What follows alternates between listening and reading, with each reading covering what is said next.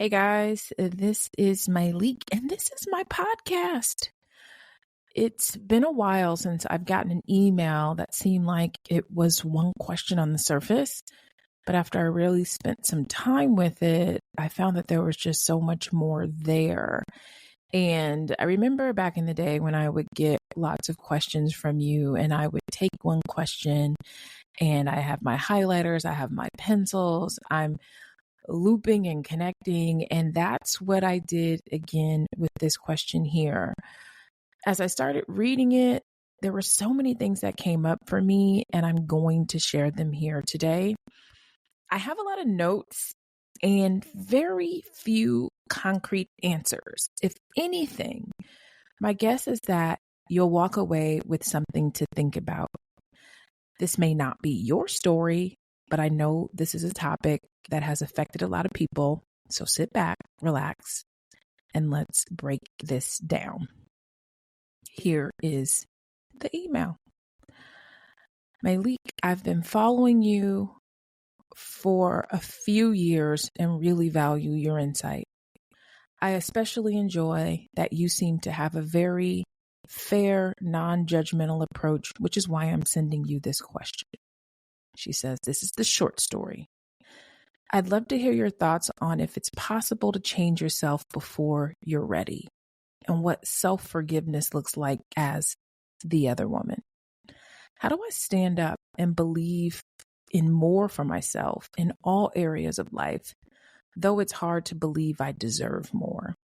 And then she says, this is the long story. I am reeling from being the other woman. The relationship was a year-long whirlwind with the man I loved when I was younger. He loved me too, and we both friend-zoned each other till we reconnected and it all came flooding back, and this time without the pretenses. It is over now, and I'm not sure how to move on or feel about myself. I can't even tell most of my friends because the way some of them rag women like this. I can't entirely blame them. I never thought I would be able to say something like this until it happened. I don't know how to authentically manage the secret in future romantic relationships, like how soon to tell them, if at all. Most of all, I don't know how to feel about myself. How do I trust myself again? How do I stop the train of unavailable men? This is the first literal unavailable man, but exes have been emotional ghosts. I know the theory of repetition compulsion, but how do I get the knowledge to resonate into changed behavior? And not because it's wrong, but because I want more for myself. Now, I could talk about how he chased me down every time I tried to end things, and I know a part of me felt seen by that. I'm mentally ready to own my part and change. I just don't know if my heart and body are ready to do that work. People want to change all sorts of things, but sometimes it feels like they just can't change until they can. I hope their luck hits me. So, as I read through this question, I pulled out 10 sentences that I'm going to go through, and I sort of like lumped some of these together, and I'm going to lean on some info that I have collected, and we are just going to get through this. But some of the questions I pulled were, is it possible to change before you're ready? What does self-forgiveness look like as the other woman?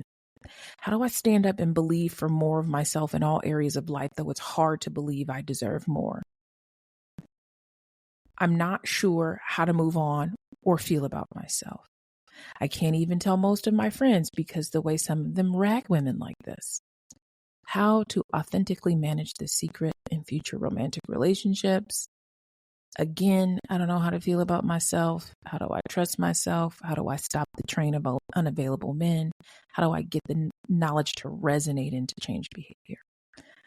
So I'm going to answer these, and I want to preface this by saying these are not answers as much as they are offerings of how I would think about it. And the how is my how, and it may not be yours. And since you wrote me, I'm going to tell you how I would think about all of this. So before we get started, I want to remind you to take what you need and leave whatever you don't right here on this podcast. So the first question I have is, I'm not sure how to move on and feel about myself. I don't know how to feel about myself. At two different times in this letter, you mentioned not knowing how to feel about yourself. Now, I'm going to rely on a person that I am a huge fan of and that I've had the pleasure of working with, clinical psychologist, child psychologist, Dr. Becky Kennedy, and her work at Good Inside, I'm a huge fan of. Something she has helped me understand as a parent is the principle of internal goodness. Now, she wrote a book this year and it's on my sort of must read list this year because so much that I have been able to add to my relationship toolbox has come from parenting. And so Dr. Becky holds the belief that all people are good inside. And trust me, I asked her about this over lunch one day. You can't possibly believe that all people are good inside, because I know some seriously trifling people. And with a straight face, shaking her head yes, while she swallowed her soup, she enthusiastically said, I do. She says, at our core, we are all compassionate, loving, and generous. This idea or principle that all of us are good inside allows her to be curious about the why of our behaviors. Many of us were parented with this idea of internal badness. Why does she do that? What is wrong with her? You know better. So it's not a surprise that many of us berate ourselves in the same way. Why would I do that?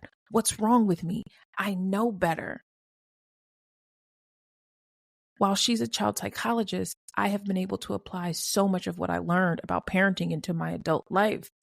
And this is some gold that she offers. I really want you to write this down, type it into your phone, highlight it. She says, differentiating who someone is from what they do is the key to creating interventions that lead to impactful change.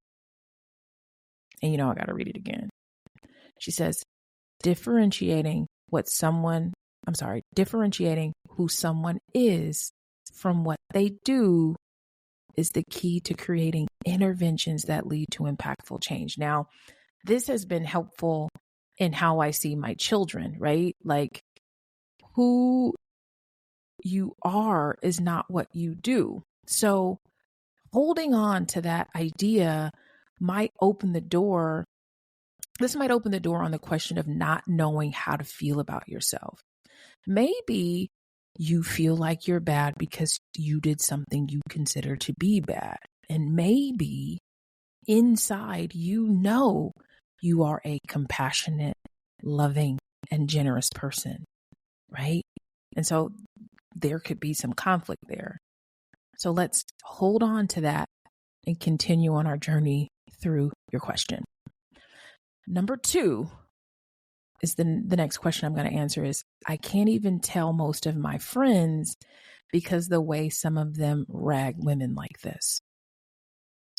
Now, I'm going to go across town with this question because I feel like I need to lay a foundation for this statement before we can get into any of the other questions. Esther Perel, she is a psychotherapist who focuses on relationships. She podcasts, she TED Talks. She's got so much content out there. She has written books. If you are not familiar, please do yourself a favor and get to know her. But she wrote an exceptional book titled Rethinking Infidelity. And her general thought is the other woman needs sympathy too. Now, I can't tell your friends how to think, but I can share some things I've learned, mostly by way of Esther, about infidelity. She says that whenever she's in a room and asks a group of people, how many of you have been affected by infidelity in your life? She says about 85% of the room will raise their hand. She says infidelity is not just a twosome story. It's an experience that affects many people, children, siblings, friends, colleagues, wives, husbands, and lovers, and yet it is shrouded in secrecy, filled with shame, and often addressed with major judgment. That's not helpful to the people who are actually experiencing it or to society as a whole. So The book, again, is Rethinking Infidelity if you want to dig more into this. But no matter the gender, whenever a person strays outside the boundaries of their relationship, that behavior is their own choice and responsibility. I'm not saying you aren't responsible. Esther says that therapists, counselors, and even other experts and the rest of society typically writes the other woman off as selfish and calculating, and says that, oh, that person had complex, and Esther says that the other person has complex motives, desires, and emotions of their own. So let's go back to your friends. They rag women like this because it's how we've all pretty much been conditioned to think. Are they right to do so? Can't say they are, but I wanted to share that piece because I knew Esther had a different approach to the idea of sort of this label of being the other woman, and also just the idea of how sort of like gendered, we've never heard of the idea of the other man, and how women sort of are always to blame whenever something like this happens. Either the wife wasn't good enough or the other woman was like calculating. And so, I get why these sort of conversations happen. And, something that my mom and I used to talk about is how she hated to see, women sort of like fighting in a situation like this when the man typically was the person who invited everybody to this party. So I'm going to move through to questions 3, 4, and 5. How do I stop the train of unavailable men? How do I get the knowledge to resonate into changed behavior? How do I stand up and believe in more for myself in all areas of life, though it's hard to believe I deserve more? So I went digging for some thoughts on this one because I wanted some backup. I'll tell you that I found myself in this exact same position about 11 years ago after being ghosted by this guy that sort of had someone. I decided to call. Sort of had someone I decided to call the therapist my friend had suggested to me weeks prior.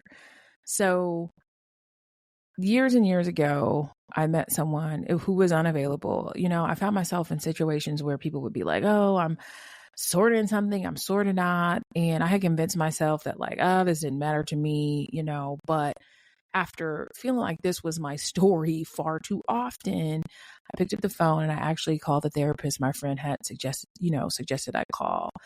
And one of my first sessions was like, what is this? And why do I keep ending up in the same situation? And I'll tell you, therapy was beyond helpful in getting me off the train of unavailable men.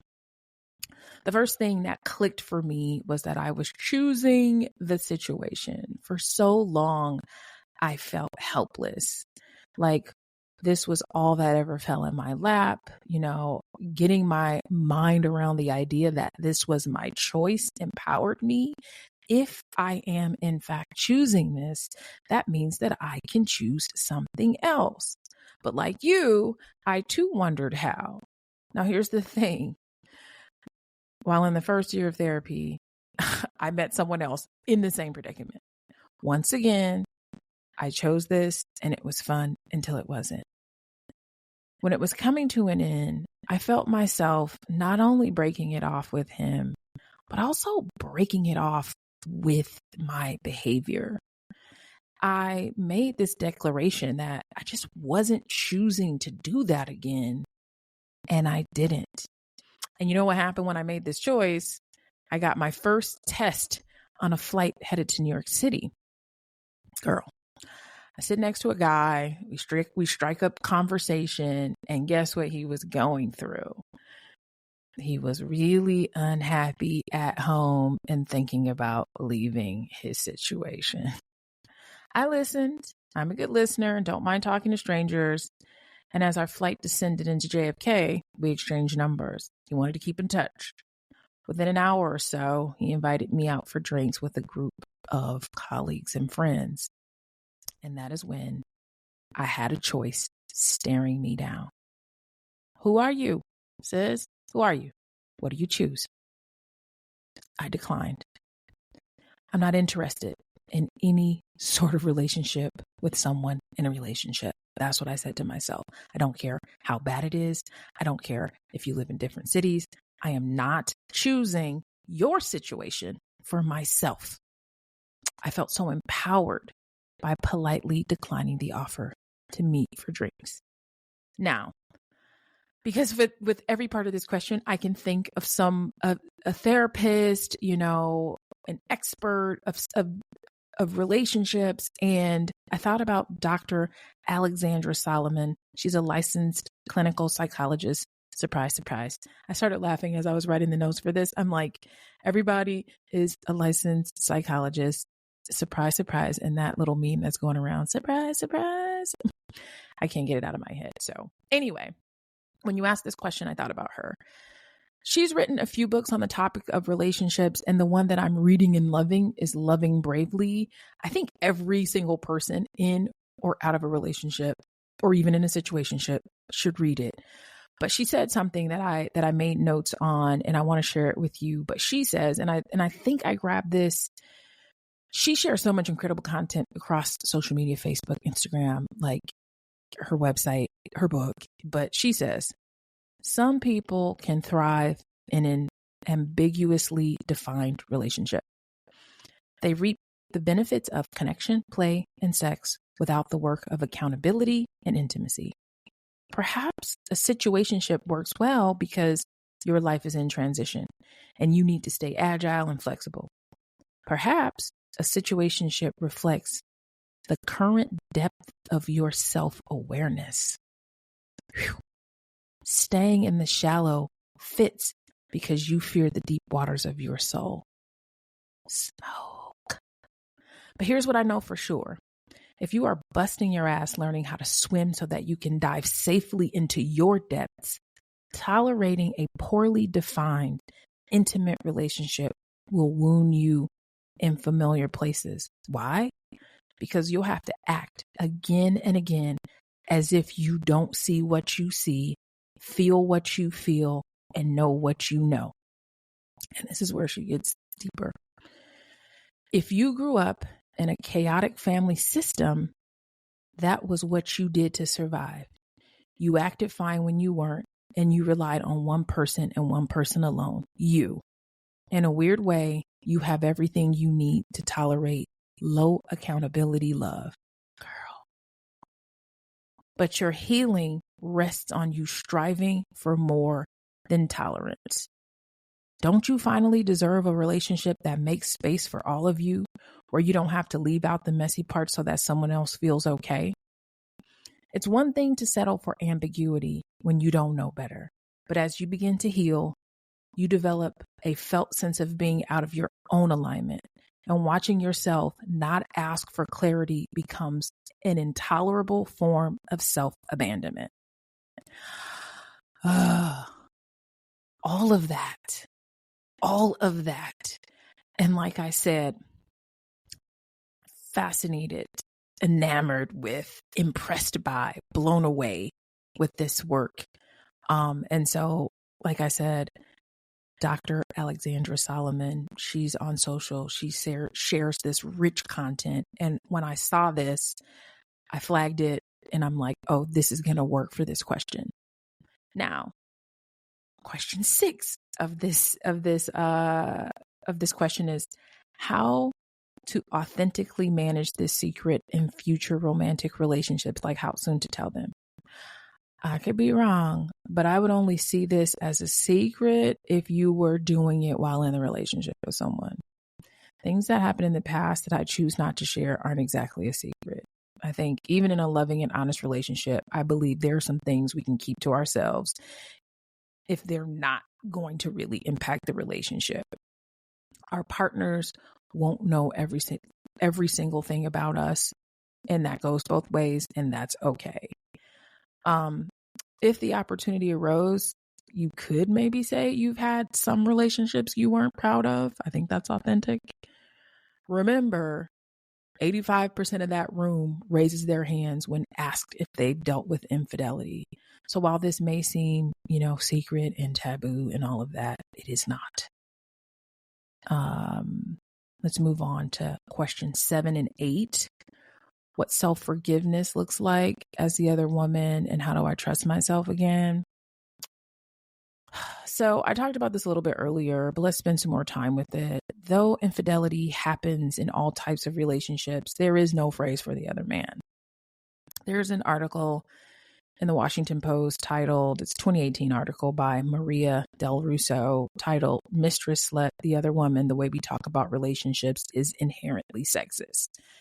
In the English language, the way we talk about men and women and their relationships to sex is gendered and sexist. While humans influence language, language also has the power to influence humans in their behavior. And so women are socialized through language to be nice, nurturing, sensitive, and men are socialized to be less expressive, and they appear independent and dominating. And so even the word slut, they said in this article, is a derogatory term that describes women based on a non-specific number of sexual partners. But it's been gendered for decades, and it is inherently female. And so the word mistress has no male equivalent. And so that influences behavior, with people being more likely to blame the other woman. And so for this, I want to just drop the idea of the other woman and focus on self-forgiveness. There's not a single person that is walking this earth that hasn't needed forgiveness from someone else or from themselves. Many of us will have regret or shame or even self-blame for years. And here's the thing, being harsh with ourselves keeps us stuck. Mistakes, failures, and bad choices are a part of being human. Can I say that again? Mistakes, failures, and bad choices are a part of being human. They can be an opportunity for us to learn and grow. If we've never been embarrassed or wrong, or if we never make a mistake, we're probably wrapped too tight and way too deep in our comfort zones.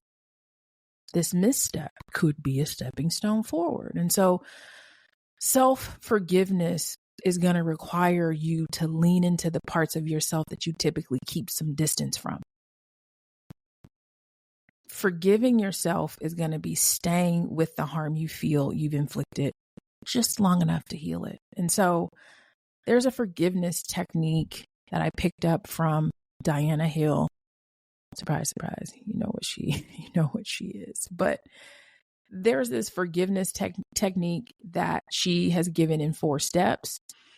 And I've used it. And so she says, let's do it together. We're going to do the forgiveness technique together. And she says, step 1 is to get into a compassionate mindset.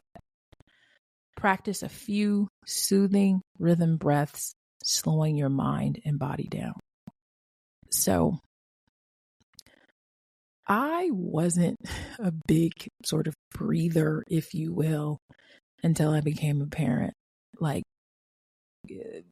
calming my nervous system or even just quieting my mind.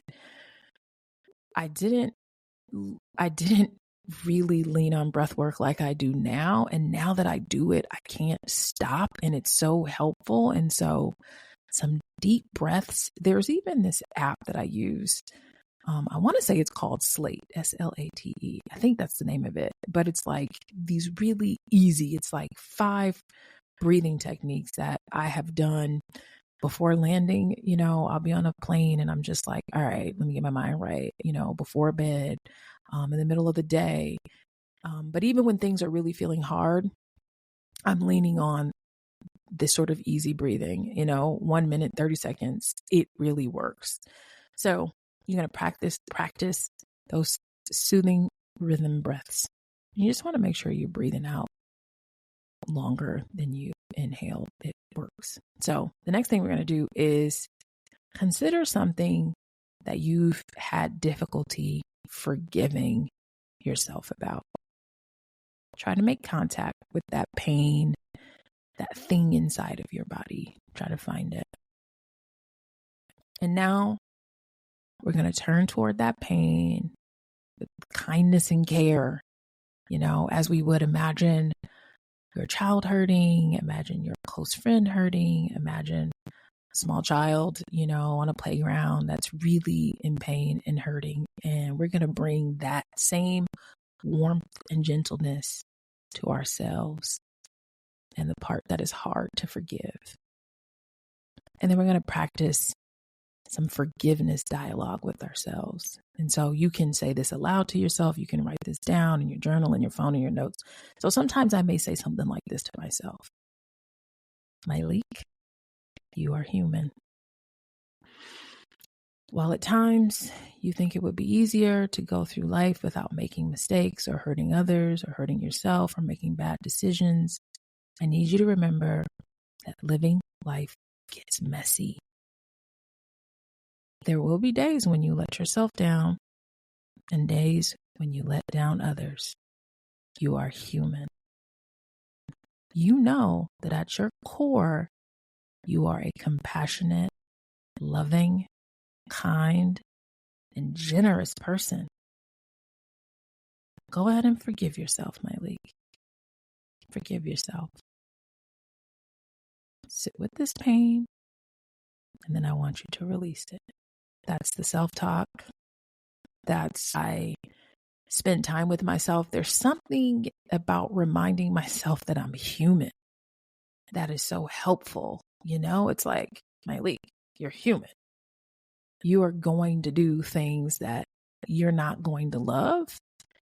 And instead of, the time that I would spend in the past sort of beating myself up is the time that I now spend with this forgiveness technique, this self-forgiveness technique. And so in regards to self-trust is not trusting yourself to have all the answers, nor is it believing that you will always do the right things. It's being kind and respectful to yourself, regardless of the outcome of your efforts. You guys, we're not going to get it right all the time. That's a part of the human experience. And so the final question that I have for you is it possible to change before you're ready? And this is a tough one for me because what I know for sure is that change is not a passive process. Change requires our effort and realistic expectations. Improving our circumstances means we are going to have to improve ourselves. And improvement isn't always incremental.